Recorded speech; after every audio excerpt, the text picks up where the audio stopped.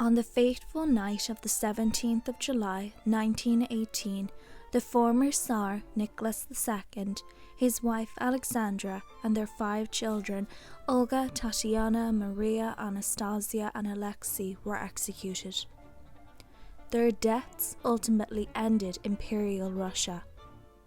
Many months before this night, Nicholas had abdicated his throne, and the monarchy had been overthrown.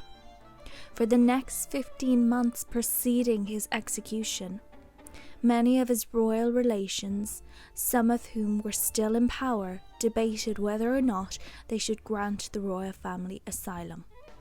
For a long time, the British royal family, specifically King George V, had been blamed for not saving their cousins, the Russian royal family. But today, we will discover whether or not this is actually true. The British royal family was related to both Nicholas and Alexandra quite closely. King George V was a first cousin of both Nicholas and Alexandra. Most members of their extended family liked Nicholas, whose open and warm personality made him much loved.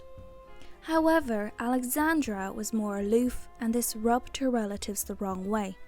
As such, this led to antipathy from her relatives. The couple's over-reliance on mystics and their entry into the First World War also caused their family members to distance themselves from the Russian royal family.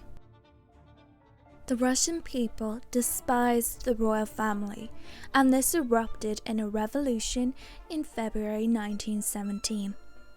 The Russian government urged the Tsar and Tsarina, as well as their children, to flee Russia.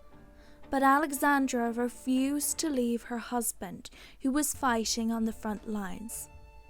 Eventually, Nicholas II was forced to abdicate, and the week that it took for Nicholas to return to his family was very likely the last opportunity that their family had to escape Russia. Though concerned for his cousins, George V hesitated. Anti-German sentiment was high in Britain, and the British people despised Alexandra, who was born in Germany, and Nicholas, whom they referred to as Bloody Nicholas.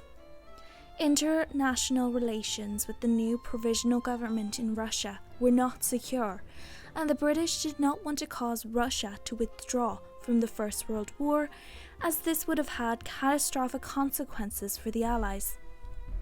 The new Russian government wanted to get the royal family out of Russia, as pro-monarchist groups still remained in the country and were attempting to restore Nicholas to the throne.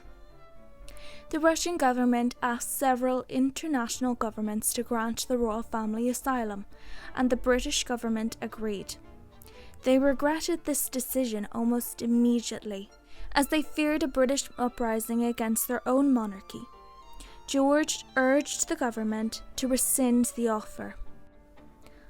Although other kings also considered offering asylum to the royal family, they ultimately didn't, as they feared angering the new Russian government. After Nicholas's abdication, the family were moved around and were placed under house arrest. The family sent messages to pro-monarchist groups, but these groups were fragmented.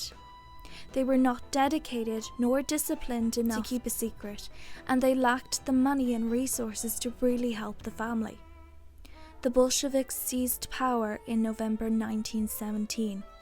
While the government were sympathetic to the royal family, the Bolsheviks wanted them dead. After the execution of the royal family, only Nicholas's execution was immediately announced, with the rest of his family's deaths being reported months later.